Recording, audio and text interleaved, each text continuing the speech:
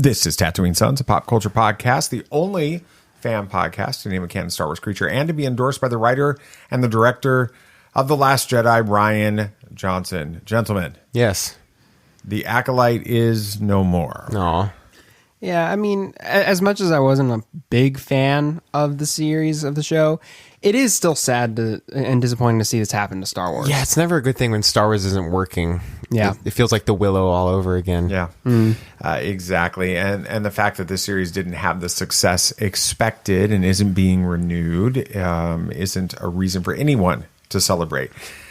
I think it'll be good to step back and see if there are any lessons to be learned for the future of Star Wars. We'll do that today and more. This is Tatooine Sons. It's true. All of it. What is the name of the Porg on the Millennium Falcon?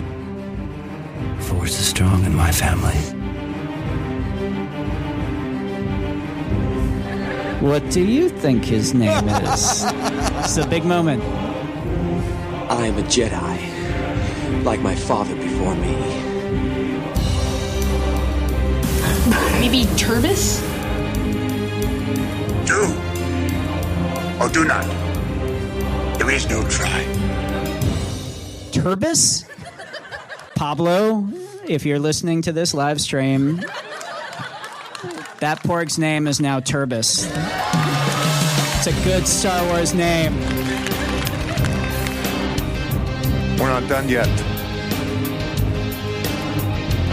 These guys recorded an awesome podcast called Tatooine Sons. Everybody was lit. Can't say Guardians of the Galaxy. I was just about to say Guardians before you finish the question. What's the thing you're most looking forward to doing at Disney World To be honest, this weekend? I'm excited to try the new Splash Mountain. That's crazy. Really? I mean, that wasn't even on my It's a new ride. I want to try the new. I mean, I'm excited for it. What are you most looking forward to? Well, Epcot's my place. Love Epcot. I'm excited to actually try and watch the fireworks show, the new one. Oh yeah, I'm excited for that because I we've love skipped those a lot Epcot. lately. Love just being in Epcot. Well- And so the longer we can be there, it's fine by me. and the Disney Springs drone show. I want to see I that. think try to muster that. Yeah, that we're one's gonna gonna be fun. find time to get to that. That one's gonna They've be a ton got of fun. 10:45 in the evening showings. Yeah. If we need to do that, When do we night. get in on Thursday? Well, we get in at 9 something, but we But may Orlando is crazy. have, we may have to drive to Port St. Lucie to pick up Mom. I just found out. Anyway, welcome to Tatooine Sons, a pop culture podcast. We believe that pop culture is the mythology of this generation, that there is a story, it is written on our souls, and that these myths speak to that story. And that is why we are going to have one final discussion about the act. Probably for like the rest of time. Might be. Only this time we're going to be looking at how this situation can be avoided in the future. Yeah. So we're going to do that. Yeah. Well, and we just want to thank you for listening to this thank you. podcast. We wouldn't be here if it weren't for you faithful listeners. We are going to ask you though to subscribe on Substack. Become a subby. A subber? A subber? A stacker? I don't know. We've tried this. It Submariner? doesn't work. Yeah. A submariner? Yeah. Isn't he a superhero? Yes, that's Namor.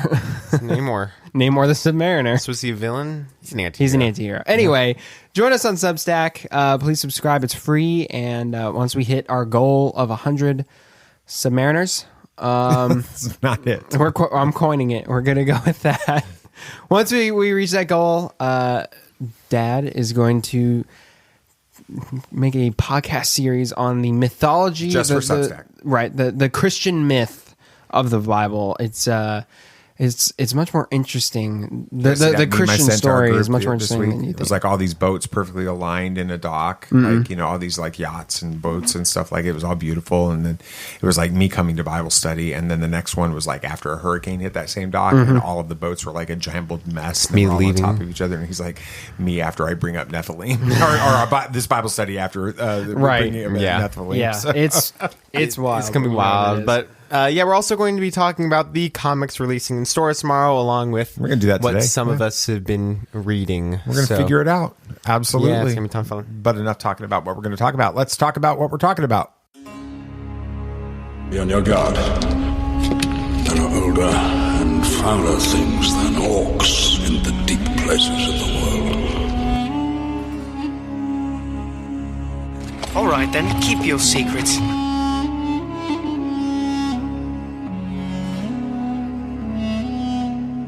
Your coming to us is as the footsteps of doom.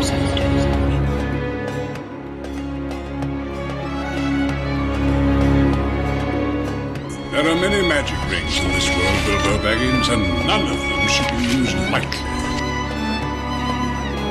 Jump into this episode with some things that we're just excited about, things we want to talk about. Nate, Yes. I want you... Like, as opposed to the other segments where we don't really want to talk about that stuff. Yeah, no, we hate it. Yeah. No, I'm just, this is the general miscellaneous. This is where we just basically subject. vomit out whatever we're excited. Right, exactly. And this week we're excited about a couple things. First up, Alien Romulus. Woo! All right, let's do our typical letterbox rating, 1 to 5 stars with halves, like or no like. I want Dad to go Why first. do you want me to go first? Because you're going to be the wet blanket on the discussion. I'm not going to be a wet blanket. You're going to be the wet Go blanket ahead. on the discussion. Go So we're ahead. going to get it out of the way. What are you going to give it a... People are thinking here that I'm like one of those crazy people that are freaking out about the Alien Romulus, like against it, like negative toxic. You people. I'm not. I don't care about the Alien franchise. I mean, I watched it. It was a very well done movie. I stayed awake for the entire thing. Did you enjoy your time? It made sense. It was one of the movies of all time. It was fine. It was. It was the movie that I went to that day. So what's your rating? I'll give it a 3. Okay. With like or no like? I mean, if you're going to do it from like a perspective of would I ever watch this movie again, like by choice, go out of my way to go do it, that being a like, I'd probably have to say not like, just because that's not my thing. That's fair. There can be some movies that I like that I wouldn't watch again. Yeah. Huh? So I'd put a like. It's just not your thing. if I never saw that movie, my life would not be any different than if I saw that movie. I mean, fair. So, All right, Nate. Okay. Well, I got a 4.5 and a like. I really like this movie. I am a fan of the Alien franchise. You are. I enjoy most of the movies. Most. Feels like every other movie is really good. It's crazy because I actually like figured that out. Prometheus, I really, really liked. Great movie. Covenant wasn't bad. It wasn't great. But it wasn't great. It was just a fine Alien movie. Alien, of course, fantastic, greatest of the series. I don't think you can top that. It did great. Aliens, no. I know that's super controversial and people think it's one of the greatest movies of all time. It didn't do it for me. The dialogue kind of was really bad. Aliens was not the move. Alien 3, that's a yes. I enjoyed Alien. I enjoyed it. You're in the minority. Good. Yeah. I know I'm in the minority. A lot of people think it's the worst one. I thought it had a weird, fun tone, and it was setting up some great stuff, and the ending was good. Alien Resurrection was just god awful garbage. That was a miserable time watching a movie. And then Romulus, I really, really, really enjoyed. It did some great stuff in the movie before the final 30 minutes. It was fantastic. You have the zero gravity acid blood scene, which was We're going spoilers here. I so guess. cool. That was in the trailer. That was cool. And then the ending 30 minutes was just wild, mental, like absolutely crazy. Yes, this movie followed practically the same story beats as Alien. But when you're coming to legacy sequels and you're just updating it and bringing it for a new audience and being able to increase it with technology and everything that we have nowadays, they did a fantastic job. I liked all of the characters, probably the most likable characters in the entire series. Like I did like Andy a lot. I loved Andy. I loved Rain. I thought both of their dynamic was really good. I don't know. I thought it was just a really great movie. It was good. Yeah. I thought it was fun. But that's it. I'd give it a 4, I think. 4 and a like. It was a really, like you said, it was a really, really well done movie. The effects were phenomenal. All the practical effects really shone through in that movie. It was some phenomenal performances by the actors. Yeah, I mean, it was just a very well executed Alien movie. If you're not into Alien movies, it's not going to be your cup of tea, and that's fine. But I think for what it was going for, it was awesome. And then, yeah, that last, 15, 20 minutes or whatever was just mental. So I do think that this was to the Alien franchise what The Force Awakens was to the Star Wars franchise. Absolutely. Especially with how much money it's making. Same beats and story ideas and that type of thing, but done for a new generation to enter into the franchise, which is great. And if I liked these kinds of movies, I would have been thrilled with this movie. But it's just not my thing. So, all right. Lame. Yeah.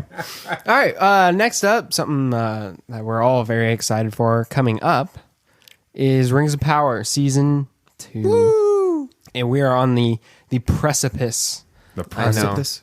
And we're sadly not going to be able to watch it when it comes out because we're going to be in Disney. Whose big idea was it for us to go to Disney World on the weekend that Rings of Power releases? Wasn't it yours? I was fully prepared to just pull it up on a laptop and watch it. No. You cannot disgrace this. It's like watching HDMI to a TV. We're not going to make mom sit there. That's fair. Also, I want to watch it on my TV with my cool backlights and stuff. Loving that backlight thing is so nice. But I think it was your idea, Dad. I think it was my idea. No, it was Mom's idea. But honestly. We're definitely going to have to find a time before Sam and I leave a day earlier now. It's just a few hours earlier, honestly. More like 12 hours early. You're confusing everybody. They have no idea what we're talking about. Sam and I are going to Hans Zimmer live. Woo. I guess that's another thing we can talk Georgia. about. What we're excited about in Duluth, Georgia. His opening performance in his North American tour. September 6th. So we're heading to that. But we'll have to find times from the time we get back on from the Disney on the 2nd, which is a Monday. So we get back Labor Day. Mm-hmm. We could watch it that night. We don't get back early enough, I don't think. What time do we get back? I don't think we get home until like 8 o'clock. Oh, yeah, that's fine. Well, then we can watch it Tuesday night if I don't have a stupid Zoom class for my online college class. Welcome to having responsibility. We'll figure it out. That's important enough for me to skip that class for sure. I'll watch. Talk a little bit about Rings of Power, though. Yeah, I mean, from the trailers, which I still don't think I've watched the latest one. It was good. You know, it seems to be taking on a much darker tone than season 1. Would y'all kind of agree? I'd agree. You've been going through season 1, rewatching it. Y'all have seen the trailers. What are your thoughts on that? Yeah, I definitely think it's taking on a darker tone, more the tone we saw in Udun. I think that's the episode where everything kind of went to crap in the first season. Definitely taking on that kind of vibe, especially after listening to the score for season 2, at least what we've been given as of now. What we were given at the beginning before season 1 was like, ooh, this is really good. I love this. And then we were given updated versions of the scores with all the really spoilery tracks afterwards. But from what I've heard so far of the season 2 score, which is the entire album that's been released, it does seem to be much darker. I mean, that Where the Shadows Lie theme is all throughout. Insanely prevalent in almost all of the tracks that have something to do with the rings or something. So I think it's going to have to stay that way throughout most of the middle seasons of this. The opening of the series itself is a very, other than what's going on with Galadriel, where she's convinced Sauron is still around and going to come and try to destroy everything. She's the only one that's convinced of that. Right. When you get to the elf world and all of this, they're just sort of like, everything is great. Everything is awesome. So it's going to be a lighter tone through that. Yeah. And then you get to the mines with Durin, and they're having the same type of experience, right? They're in a time of prosperity. It's a wonderful thing. Everything is good. Meanwhile, behind the scenes, we see other things that are happening with this. When you get to the end of season 1, things have gone very, very badly for everybody involved. And obviously Sauron has been exposed again as being Halbrand. Spoiler alert if you haven't watched this. If you haven't watched it, go watch it. It's a great show. It is. Don't listen to anybody else that's... Absolutely. But I think this series is going to, the middle episodes, the middle seasons are going to be, and through the end of the series is going to be darker. I think you'll have some type of positive resolution at the end of the series whenever they close it out.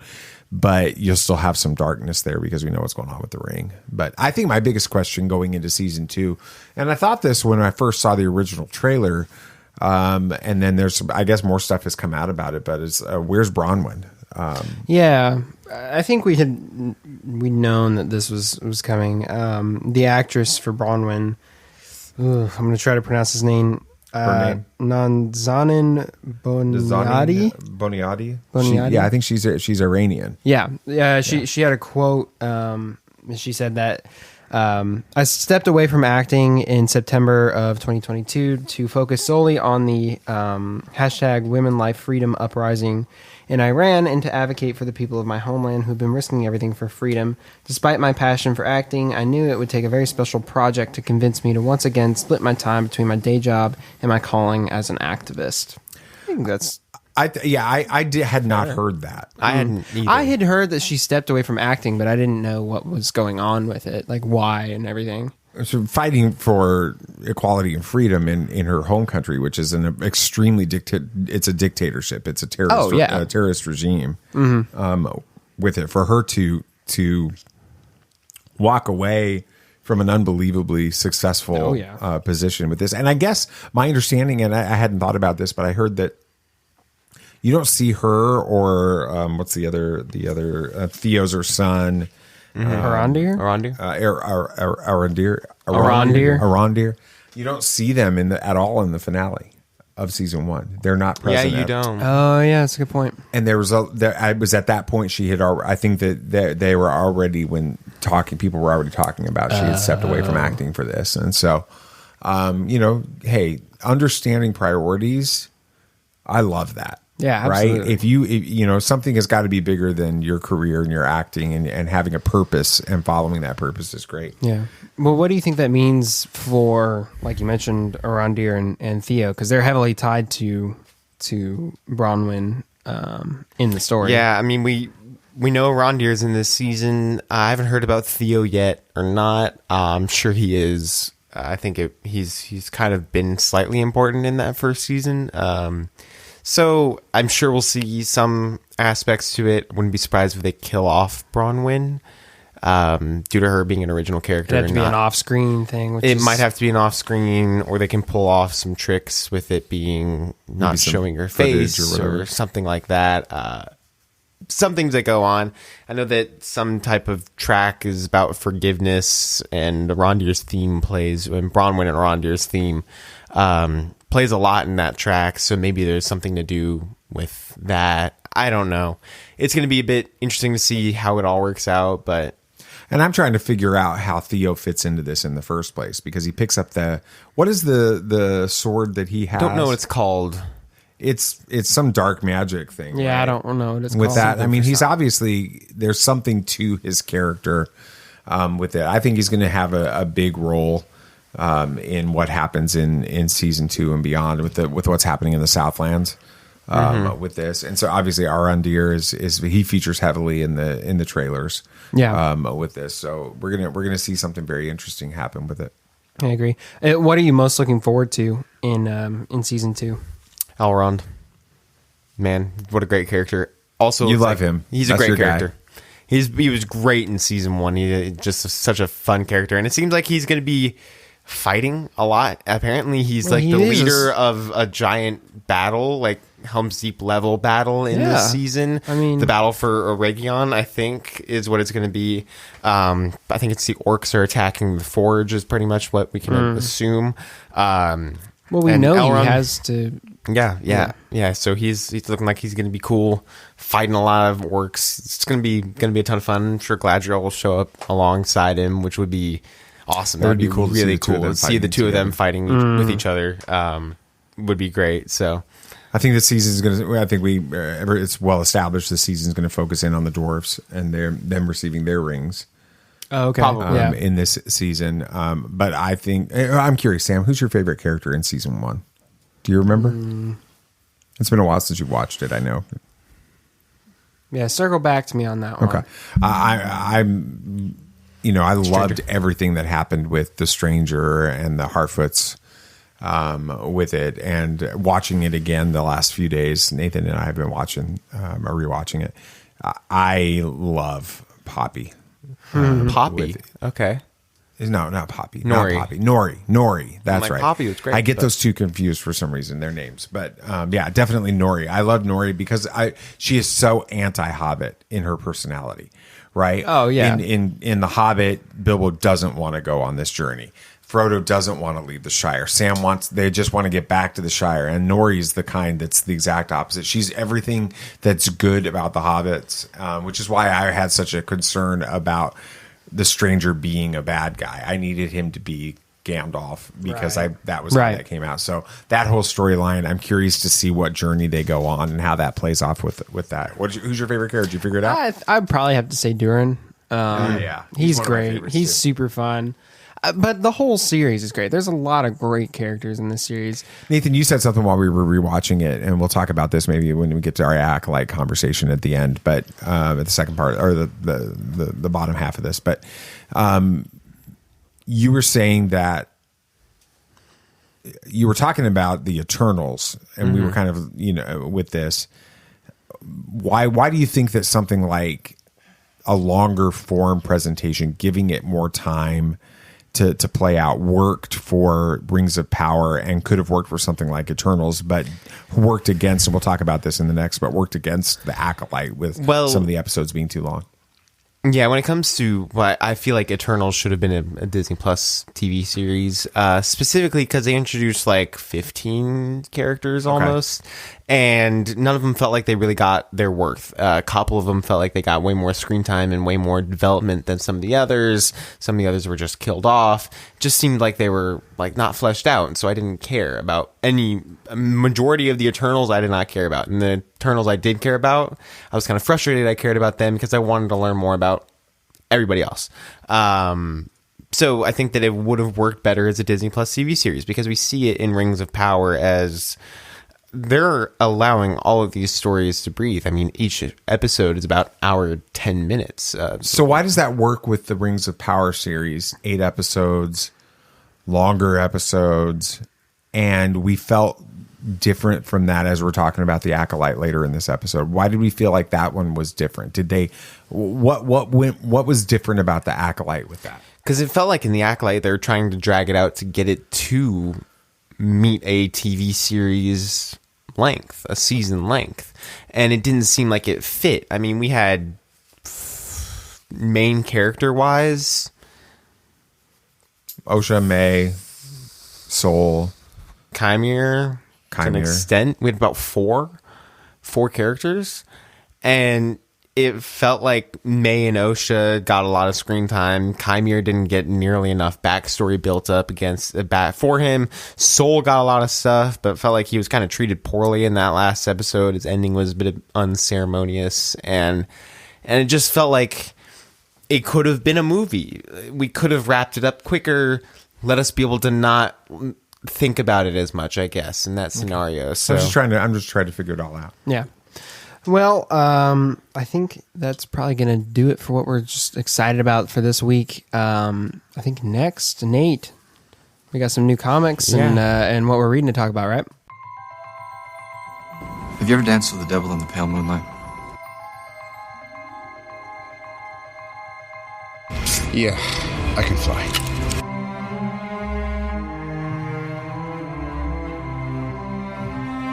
I'm here to fight for truth and justice in the American way.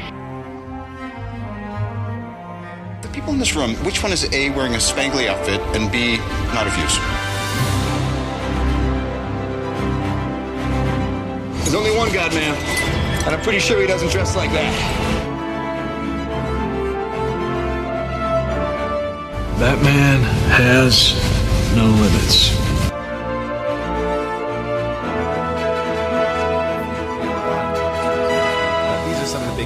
Detective Comics issue 1088, kind of nearing the end of this current run, I guess. It's got Freeze on it, doesn't it? Yeah, so ending the near end of this run before DC's All In kind of begins. Amazing Spider-Man issue 56, also kind of nearing the end of that run. Ultimate X-Men issue 6 and X-Men comic series set in the Ultimate Universe. I've heard it's good. I think I have the first couple issues, but I didn't get to follow it, which is sad. And Void Rivals issue 12, which marks the 1-year anniversary of the Energon universe. Crazy. Starting. Which Is that the one you're reading? No, just Transformers. Oh, We're on issue, 11? 10 of that one? No idea 10, anymore. I think. Which means we're getting close to the 1-year anniversary for that series as well. And also, this one's crazy, but I'm probably going to pick it up. Aliens versus Avengers, issue 1. Sounds crazy. Sounds cool. I know that Alien and everything is owned by Marvel, owned by Disney. So they've been doing a lot of comic series for them recently, like a What If series they've been doing for Aliens a lot now. And so bringing in an Aliens versus Avengers is pretty cool, but kind of getting into what we're reading currently. Sam, have you been reading, any comics or anything comic book related? Are you doing anything? I haven't read any comics lately, but I have been doing a little bit of reading and preparing for a Marvel tabletop RPG game that I'm running with some buddies of mine. Our next session is tomorrow at the time of recording. I guess today at the time that you'd be listening to this. And I've been preparing for what our next campaign is going to be, so I've been reading that. It's some interesting stuff. Big old Kang storyline, multiverse, the works. That sounds fun. Wild. Sounds like it's going to be crazy. It's going to be a ton of fun. That's good. So. Yeah, and currently I have been reading the normal Daredevil and Ultimate Spider-Man. Pretty much my rotation right now. I've been dabbling into Transformers and Ultimates right now, but Daredevil issue 12 is I think the most recent one, probably the greatest issue of Daredevil I've ever read. Really? Dang, great stuff. Without, I don't know if I don't know how you can say spoiling. how can you say that without spoiling it for somebody that's going to end up reading it. It's difficult because it is the culmination and beginning of a new, almost era of Daredevil. Which is crazy. A new era for a lot of the characters related to Daredevil as well. Okay, so help me understand something, because this is going to tie into what I'm reading. Okay, so I'm reading Daredevil as well. I'm kind of set aside the Avengers stuff to catch up more on the Chip Zdarsky run, because Nathan Gilsey being on our last episode. So good. And you've been enjoying it. I have, absolutely. It's very different than reading the Avengers self-contained, stuff. for sure. Yeah, absolutely. I'm confused about something in that storyline. I may be able to help. Yeah, Daredevil's blind. No. Daredevil, everybody knows that Matt Murdock was mayor. Okay. Right? I'm correct. I guess so, yes. I did not read that run, so I cannot confirm. But why is it that there seems to be this underlying thread throughout the series, these issues, that people that used to know Matt Murdock was Daredevil don't anymore. That was Elektra. That was the Purple Fisk. Man. I am confused as can be. So the Purple Man was in the run of before that, apparently, because I did look this up. I was confused as well. Okay. I did look it up beforehand. The Purple Man is usually a villain for Jessica Jones. He's the main villain in the TV series for Jessica Jones, from my knowledge. Isn't he played by the Doctor Who guy? He is played by the Doctor Who guy. But he has psychological powers, if I know, telekinetic powers. And towards the end of the run before Chip Zdarsky, I'm pretty sure he makes everybody forget that Matt Murdock was Daredevil. So Spider-Man, basically, No Way Home. Yeah, it feels very similar to the end of No Way Home. Very similar. It's pretty much the same thing. Not that Matt not Murdock, for the same reasons. Not that Matt Murdock doesn't exist, but that Matt Murdock isn't Daredevil. I don't know why he made him forget that, or why. I don't know how we got to that point. It's been a long time since I've researched that, but that's pretty much. That would have been a much better spell in No Way Home. Didn't they try to do that? They did. They did. They tried to make everyone forget that Peter Parker was Spider-Man. That created issues. That's when all the enemies showed up. This is the main MacGuffin. This is the MacGuffin of that movie. Well, it created issues because Peter was being a doofus and said things wrong. And got the wrong people forgetting this. Yeah, so that's right. I remember that now. Yeah, and Matt didn't care who forgot or not, because Matt sacrifices for the greater good. So, I think one of my favorite. I don't think we talked about this one in the last episode. I don't think I'd read it yet, but one of my favorite scenes I think I've ever read in a comic book was in the opening of one of these issues, where Reed Richards is playing chess with Matt. Knows Matt's Daredevil, though, right? Right. Yeah. and they're having a discussion about whether or not there can be a God. And it's the thing that I loved about it was that Reed is Reed, right? So he doesn't believe that. He doesn't. He's believe a man that of there's science, God, right?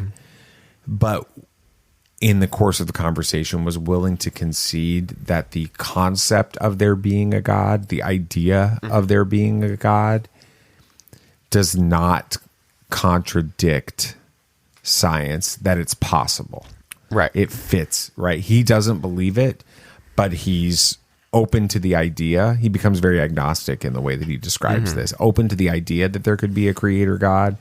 And if that's if you believe that doesn't make you unintelligent or anything like that. I thought and it was just a really, really well written. And all of these, I'm struggling with Fisk a little bit in the arc right now because he's not as powerful. He's not as strong, but that's part of the story. It is in this. You'll find him to be the Fisk towards the end. Well, he does some stuff that's all right. I mean, you get glimpses of him being the Fisk. There was some like Daredevil car door stuff going on in a bathroom.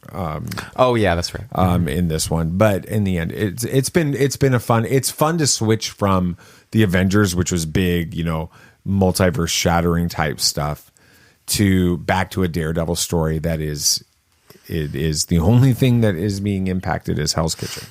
Right. Well, and what's funny is that kind of reminds me of the game that we're going to be running for, your that I'm RPG, going to be running with the guys. Is it starts off with you're like barely able to defend a block of a neighborhood, and then it moves to those multiverse shattering events and stuff. So I just think it's cool that Marvel allows for those very different kinds of stories to be told. Right. Yeah, it's been good. It's definitely worth reading. It's been a lot of fun. How many issues are you into it? I think I'm like of the second arc, whatever it is. Okay. I think I'm in like the seventh. I think I'm in. I don't remember what issue I'm on. Okay. You're getting to the good stuff though. Yeah, it's been good. It's been halfway through the first run is where it starts. He's at the point now where he's kind of trying to keep telling Foggy that he's not Daredevil anymore, and I'm like, and Foggy's basically saying, well, you are. You're doing all the Daredevil stuff. You're acting like Daredevil, right? And so I'm trying to figure out what Matt's trying to accomplish with that. Right, but it's really good. Daredevil issue 12 by Saladin Ahmed was fantastic. Great issue. Oh, that's what he's reading. Yeah, I told Sam the spoilers, and why would you do that? Because he's not going to read it. He doesn't. You don't know how to read yet. No. What's reading? Yeah, exactly. But yes, that's the comic books this week that are coming out. Please check your local comic tomorrow, or they'll come out tomorrow. Yes, they come out tomorrow. Check your local comic store, or not local like me, an hour away, to pick up your comics. And make sure that you get the ones that you're wanting to read. Highly recommend Aliens vs. Avengers if you're an Alien fan. It's going to be fun seeing a Xenomorph fight Hulk. That's going to be cool. It's going to be crazy, but it's pretty much what comics were created for, doing crazy things. But yeah, Dad, what are we talking about today? We're going to talk about what went wrong with the Acolyte and how we can learn lessons from it for the future of Star Wars. And I'm going to ask a question that it makes me really uncomfortable to ask at the end of it. Hokey religions and ancient weapons are no match for a good blaster at your side, kid.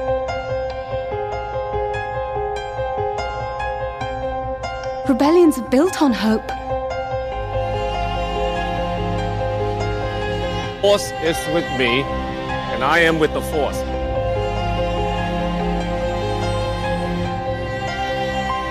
If you live long enough, you see the same eyes in different people.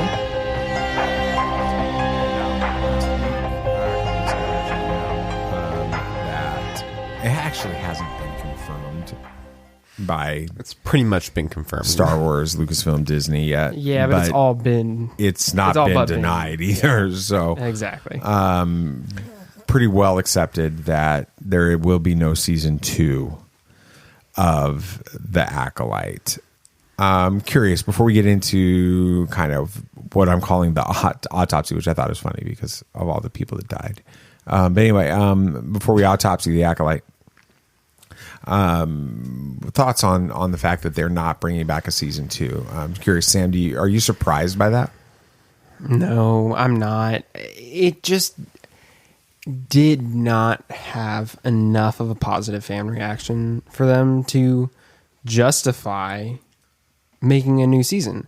It'd be like the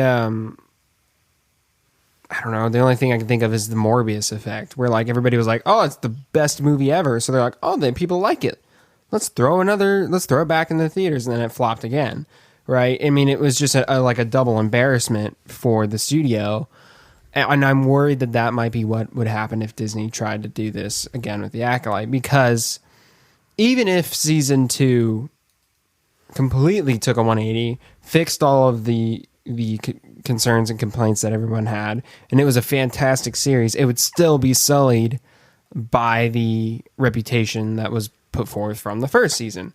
So I just don't think they can, from a business standpoint, in good conscience, make a season 2 of this series.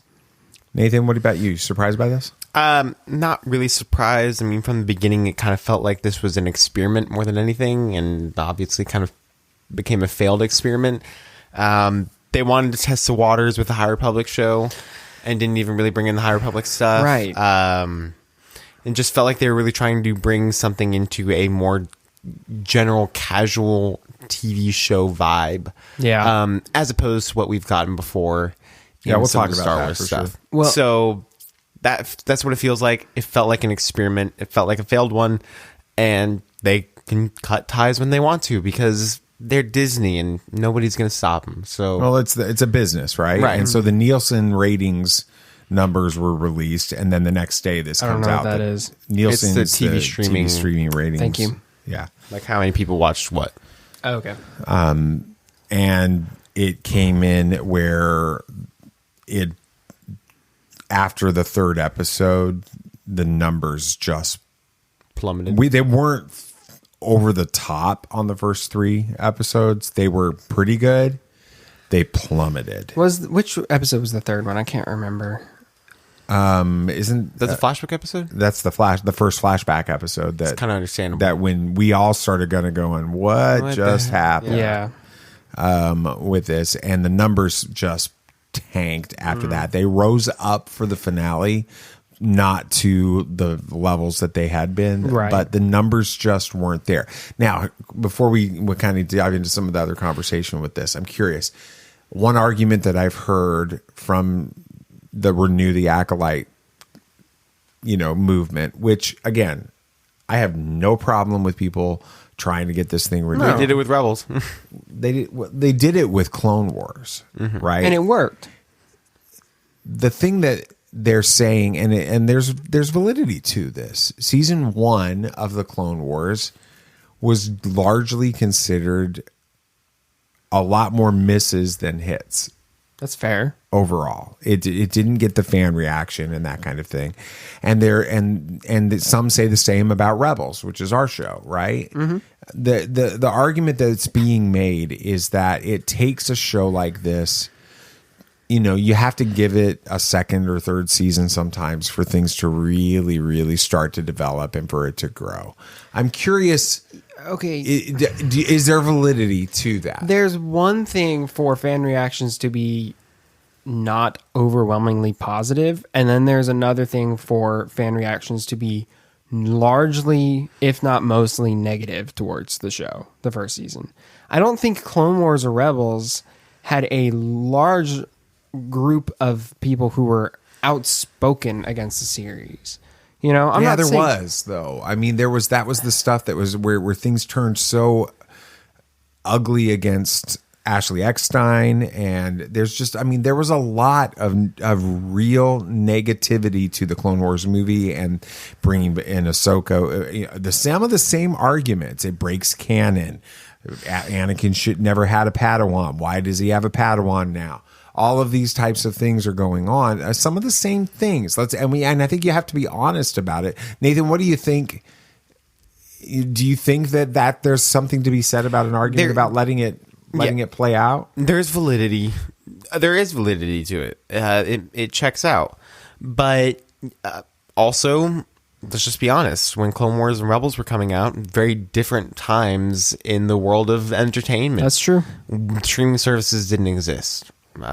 Businesses like that weren't relying on streaming numbers to be so important. Viewership wasn't as important.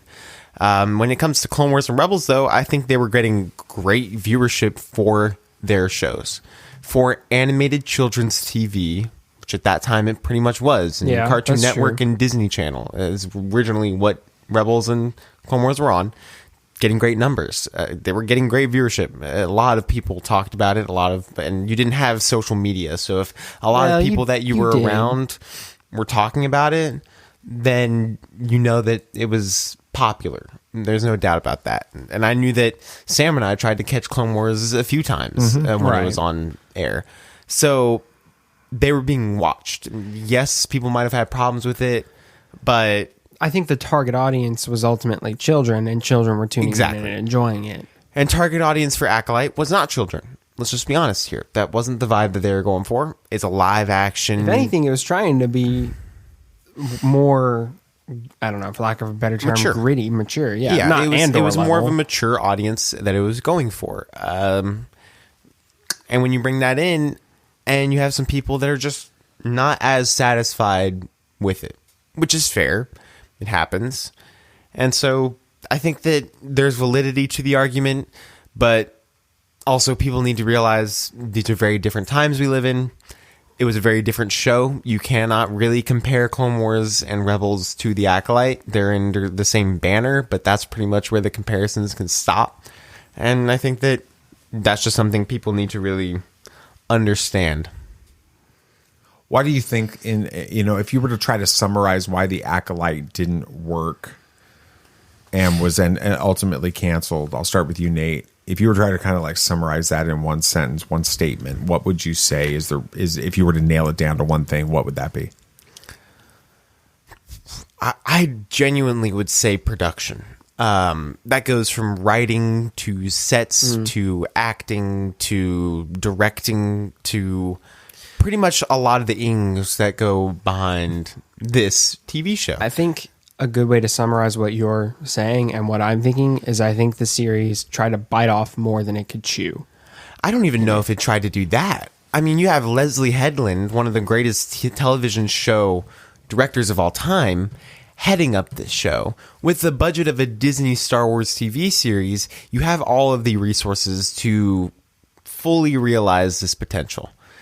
I just think that the quality of creativity wasn't there. There's an execution. It was an execution error. You lay this down on paper, and it sounds interesting. We were all on board going into this. And that happens a lot. It sometimes happens where the concept's really interesting for a movie or a TV show, and you watch it, and you're like, oh, that was pretty darn disappointing.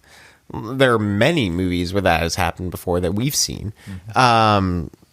I mean, you can even bring in Into the Woods if we're talking about other Disney stuff. Or Eternals. Yeah. I mean, you have those movies. Yeah, we were excited going into Eternals. I mean, we were doing the research going up to it, learning about the backstory with Jack Kirby, all these things. Like, super excited to see how they were going to interpret and adapt that to the movie. And we walked out sorely disappointed. And that movie also had to deal with execution. I think that pretty much that's just the issue with this TV series was the production, the execution of just the lackluster quality. And then you compare it to some of the things we've gotten recently. I mean, you have Godzilla -1, The Creator, Alien, Romulus. You have all of these pretty low budget. I mean, lower budget than Robert Downey Jr.'s salary for Avengers Doomsday.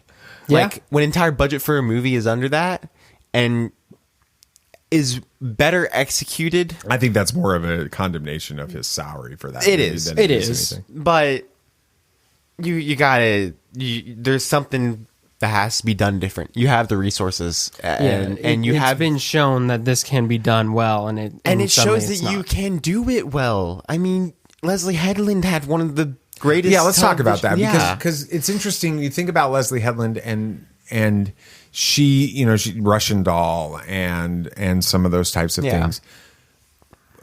A very, very widely regarded and critically acclaimed series. Yes. Right. We haven't watched it because it's got some content in it that just wouldn't be on our radar. We wouldn't want to be a part of. But still, it was recognized as being. We can appreciate. Absolutely, it was recognized as being fantastic. Why?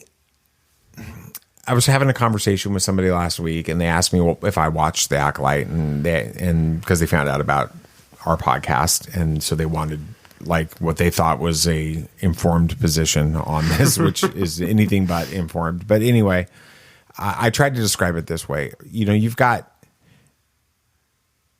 Star Wars needs to be cinematic, right? Star Wars works best when it's big. Agreed. Right. And so you have shows like, especially a Mandalorian, especially season 1. You have Andor,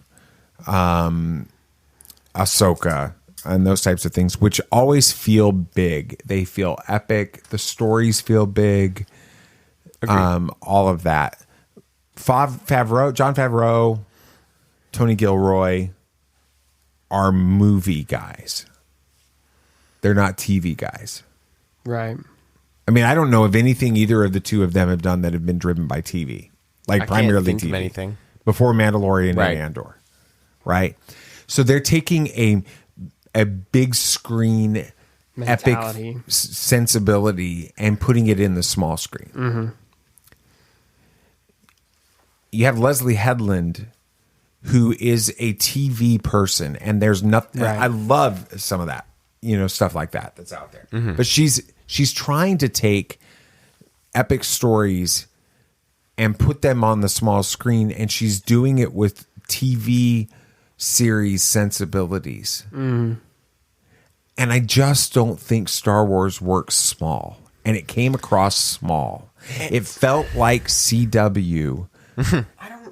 I understand where you're coming from, and I don't think agree. I'm not criticizing Leslie Headland. I think that you're right. Star Wars does need to be cinematic, but doesn't necessarily mean it doesn't need to be small. Rebels is pretty small, but that's different. It's animation. Understandable, differently. But if that was something that I've wanted to say. Would this series? I've heard other people ask this question. I've been asking it since the third episode. Would this series do better as animation? Yes. I think so. Because I was about to say, and then you brought up that qualifier of it being animation. Clone Wars is widely considered some of the best Star Wars out there. And it was headed up by Dave Filoni, who got his start on Avatar: The Last Airbender, a TV show. So he has a TV mindset going into it. He was mentored by George Lucas. And still, that we don't know who mentored Leslie Headland or what advice she got from someone maybe on the big screen side of things. But you're right. That's animation. And it's a very different medium where smaller stories, where less happens, is much more common. Filler episodes, if you want to call them that. We use that term very carefully because we don't always think that there's the Purgles are a great example of what we would think is a filler episode, and then that doesn't happen, right? So you got to be careful throwing around that term. But animation is much more used. That medium is much more used to having episodes where it's smaller scale, I guess is a way to put it.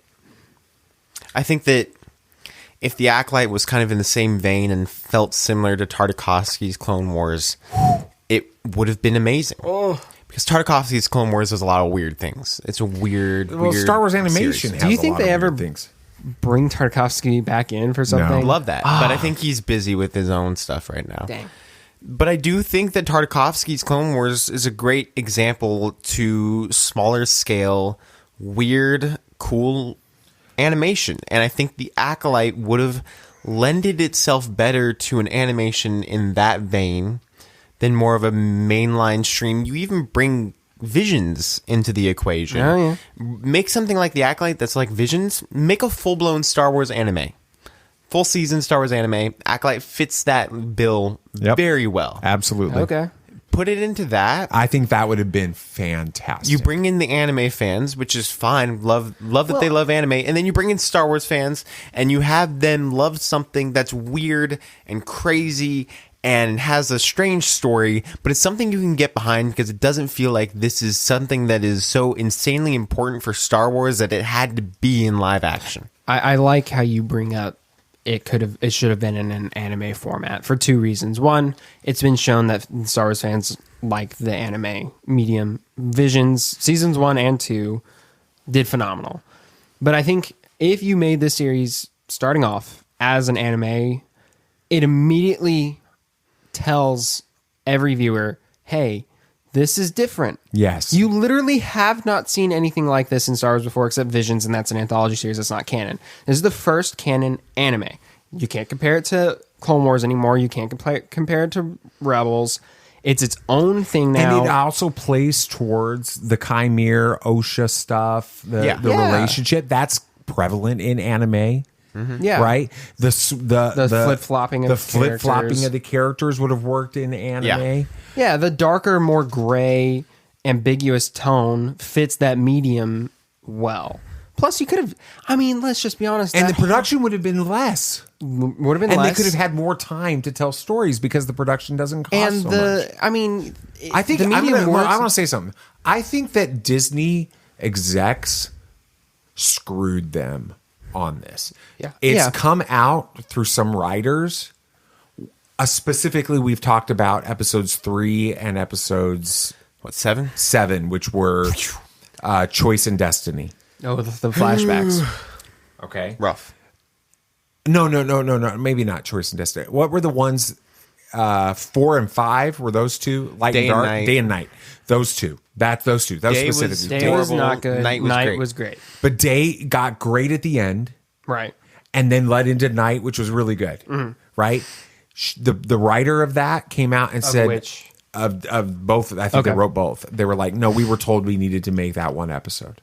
One episode? We needed to make that we needed to make Day its own episode and Night its own episode and drag it out. And we don't know. I guess we had to get a certain number of episodes in. Is what I've heard people say. I feel like this. Disney. I think Disney screwed this thing up. I think I'm not putting this on just on writers and all of this. I think Disney screwed this up and made what could have been a phenomenal series that a lot of people do think is a phenomenal series. That they absolutely love it. They love the characters. They have the back lore to the High Republic stuff that the average fan doesn't, and they love the story because they know that. All of those things, I think Disney messed this thing up from start to finish with this. I think they overhyped it. Yep. And I think that hurt it as well.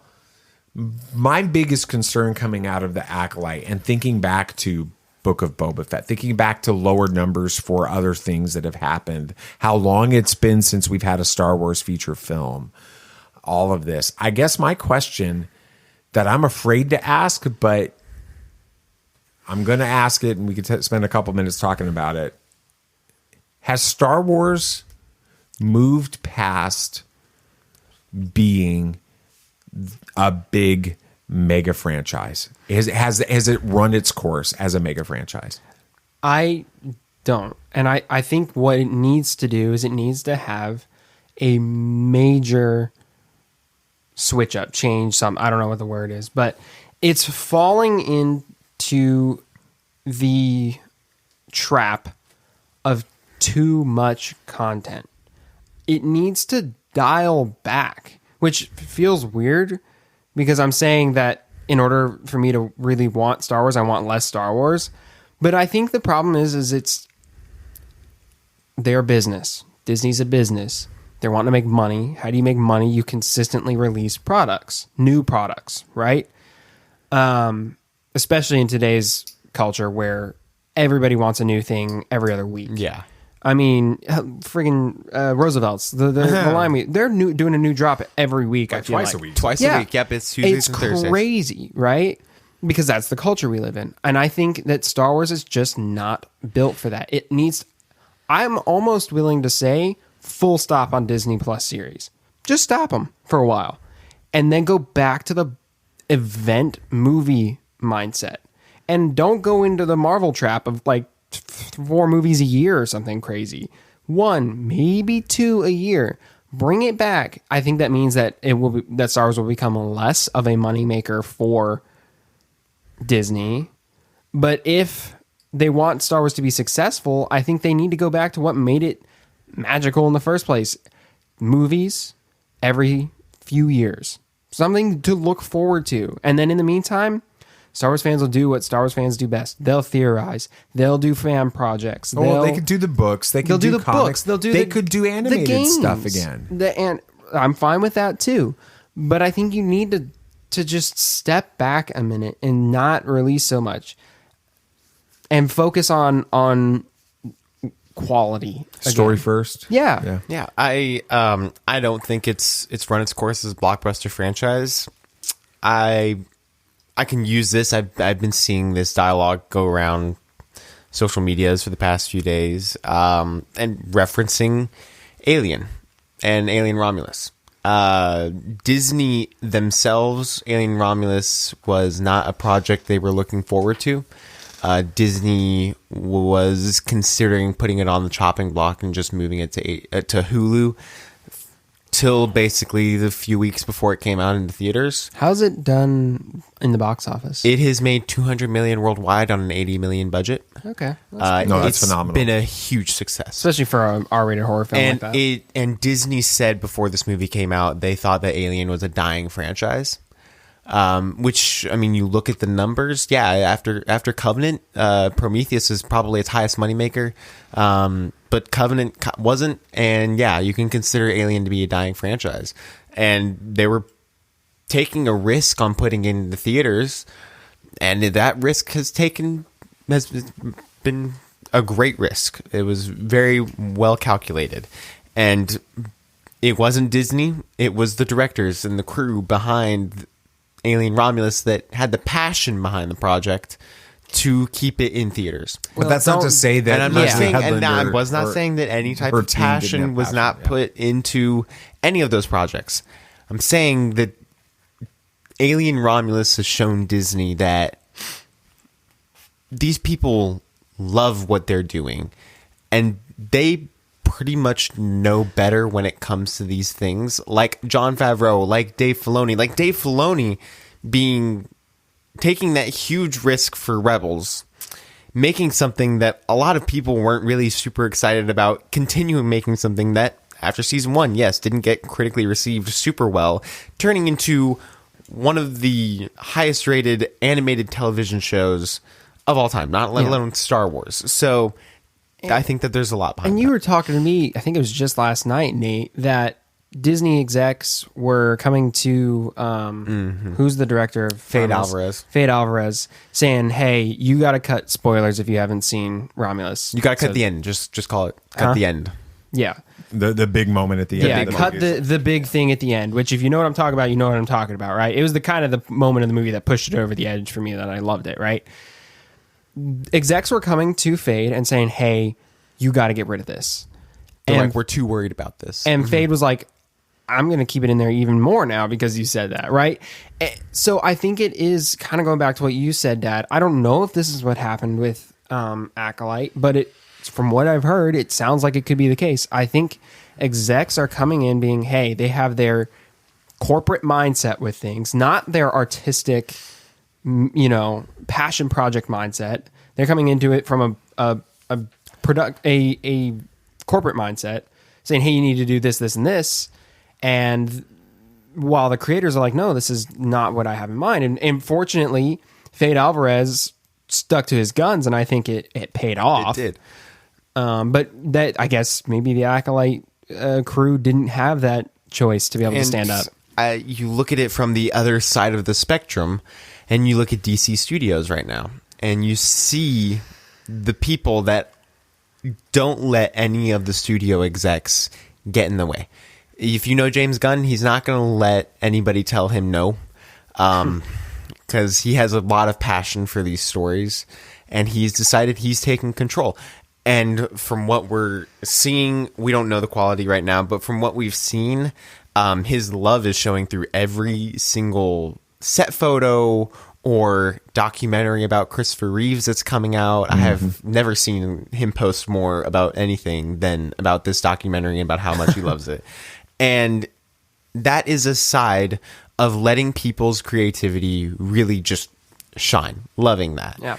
And same with Matt Reeves and how much he's been a huge supporter and letting Matt Reeves do what he does for the Batman Part 2. I mean, we were supposed to... Even if it doesn't fit into the DCU, you do you. You do you. Don't care how long it takes for you to get it down exactly how you want it. Take your time. Do what you need to do. Make it as good as that original movie. And that's all I care about. The writer for the Batman says that Matt Reeves is loving what he's working on. He is a genius with this second movie, and he's taking his time, which is fine by me. Do that. We aren't seeing that at Disney right now. You're not seeing it with Marvel right now. You're struggling to see a lot of it with some of the Disney projects that are going on because it just feels like they're a factory. We haven't done this in a long time, but I think it's time for us to get back to doing it. Here's a little bit of a dad moment. I am your father. So I recently saw a video of some 11 or 12-year-old girl practicing soccer with her team. She was absolutely dreadful at soccer. I mean, she couldn't kick the ball. She couldn't dribble it. She looked like a disaster out there. Like, you felt sorry for her when she was doing it. And when the drill stopped for a break, this girl stepped away from the rest of the team into an open area of the field and then did this absolutely breathtaking tumbling routine on the grass, just going nuts with it. And as you watch it, you're starting to think her problem wasn't her athleticism. Her problem wasn't who she is and what she is. She was not in her gifting. She was not given the opportunity. Using her strengths. She wasn't using her strength. You had a strength fighter thing you had to do today for school. That's so funny. No, but she wasn't. She didn't find her fit. It's the whole, if you judge a fish by its ability to climb a tree its whole life, it's never going to amount to anything. Absolutely. I think that they screwed Leslie Headland and the team of the Acolyte on this thing. I think that they had some interesting ideas that they were trying to explore. They weren't given the opportunity to do it. I think that Star Wars has to stay big. I think that you have to get better as an as a company, Lucasfilm, Star Wars, Disney. They have to get better about the choices that they're making when it comes to release schedule, the types of stories they want to tell, the resources they're giving these people, and the freedom to do it. And they got scared after The Last Jedi. Yep. They got scared. That's why they went back to JJ. And they ran home to a formulaic approach to Star Wars. And while The Mandalorian and some things have done amazing and we've loved it, they better get back to letting the Rian Johnsons of this world start making Star Wars again. And I think because that's what George Lucas did in the 70s. He bucked the system. He fought 20th Century Fox the whole time. And he made the stories he wanted to tell looking the way that he wanted them to look. And he can't. Well, and I think that's part of the reason why, while niche, Visions has done so well. Because that's literally all that show is. It's not tied down by canon. So these different studios are able to just go in and tell the story they want to tell. And some amazing stories in a very short time period. Some of the greatest Star Wars stuff we've gotten recently has come from that, all because creators are able to create. Anything else? Yeah, so there is a new Marvel's Guide for Dummies coming out, which is just 85 years of comic lore condensed into one book. I've heard this. I want to pick this up. People are excited about it. People are excited. Some people are a little iffy, like you can't condense 85 years of storylines into one book, which I understand. If you're looking at it from DC, if you're looking at it from Marvel, you can do that. It's fine. They're pretty good with that. DC, it's rough because DC has had so many different resets and crises. And they've done their own Ultimate History encyclopedias, but that's just pretty much like, here, let me update you on what is going on currently with these characters. But it's going to be a ton of fun to see a guide for dummies. I'll probably pick it up, read it, and see what's going on. Yeah, Star Wars Outlaws is close to coming out, getting some reviews. 3 days. I have seen very mixed. I've seen reviews where everybody's kind of like, it's fun, or I've seen things where it's like, it's horrible. Personally, I haven't really seen anything in it to get me all that excited about it, but I still hope it does well. I'm seeing a Metacritic critic score of 77, which is for Metacritic, that's solid. Yeah, is crazy for a video game. A Star Wars one recently, like that's pretty good. I've heard it's pretty much Uncharted for Star Wars. That would be fun. Which is a fun aspect. Yeah, absolutely. Cool. I've got a new podcast I'm listening to. Oh? And it's an audio drama podcast. And it's made by the production company that made like Law and Order. Dick Wolf. All of those. Dick Wolf, called Dark Woods. And it's been actually pretty good. It's good. So, cool. If you want to check out something else, do that. I think that's going to pretty much do it for this week. Make sure you're following us on Substack. We'd love become to a subby engage with you or on that. Submariner. We will not have an episode come out next week because, as we talked about, we're not going to worry about recording an episode when we get back from Disney World that day and planning one out and all that other stuff. We'll come back on the 10th. Probably the 10th will be the next episode. talk. September 10th. Will be the next episode. I think that's going to do it for this week. Anything else you guys would like to say? May the Force be with you. May the Force be with you. May the Force be with you, always. This party's over. I like that Wookiee. Don't get technical with me. Joy, please. Yep, yep.